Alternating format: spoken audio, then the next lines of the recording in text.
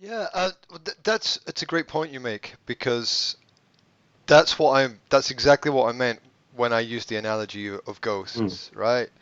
Because if in a conversation with somebody, and my work is all Mm. conversational, because that's the only window that we have into the brain, without an MRI scan or whatever, all we can do is talk to people. Um, that once again, I haven't had any of those. I haven't had any experience that I couldn't rationally explain, Mm. and that has naturally affected my outlook on outlook on life, where I'm always searching for evidence. Yeah, I'm always saying, well, there must be some kind of logic or reasoning behind it. And it might not be logical for me, but it's going to be logical for that other person. So it's worth exploring that. The only thing we can be sure of is our own experience. And we can't even be sure that we understand that. If we begin with that, then we realize how disenabled we are as human beings. And once if we begin at that point, which I think is a good place to begin, we can do two things. One, we can be open to a lot of new ideas, and two, we can improve ourselves. So that's a good place to start. It, but it's frightening. At the same time, it's not so complicated. Everybody's driven by fear or love, Mm. basically. Yeah, you're either you're you're either driven away from something or towards something. Sometimes a bit of both. But what these things are is important to you, because most people are either running away from their past or charging into their future. Some might be paralyzed in the present, but whatever we hold in our brain sort of leads us and guides us. Now, in addition to that, in my experience with coaching, most people always find what they are looking for. Listen to that carefully. Most people always find what they are looking for. And And then when a person begins to question their own experience, like, why did this happen?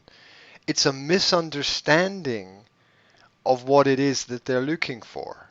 We always find what we're looking for. We just don't always understand what we're looking for. And that's the power of um, conscious, subconscious, and unconscious mind. So whatever happens to us, there's a part of our brain that has led us to this point through a system that we believed was logical. Maybe it was, maybe it wasn't. It's just the way that we're guided. Look, I have a lot of um, I lean a lot towards conspiratorial ideas, for the simple reason that at the end of my teenage years, I realized that a lot of what I'd been taught was wrong. So naturally, you're going to spend the rest of your life asking questions about everything. When you realize your teachers in life were not as correct as you thought they were.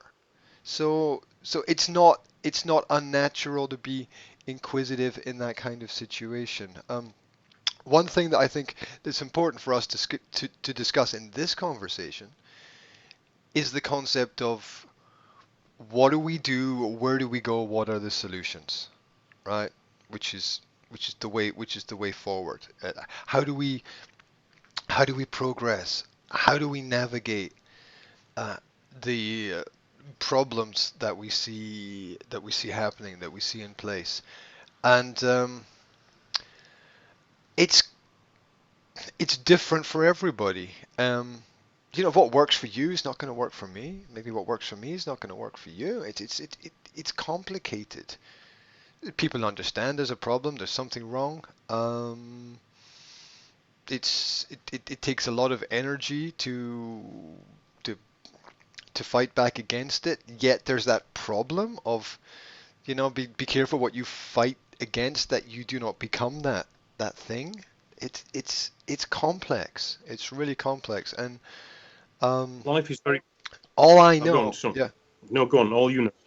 yeah. I'm just saying that all I know is the experience that I've been through, and from doing my coaching with people, from working with people, the majority of people are not going to wake up. And I think the classic example goes back to what we know about things like the American Revolution, where I think it was only about 3 to 5% of people in America were unsatisfied with the situation before the American Revolution. 95+% of people were not really caring about the bigger picture of what was going on.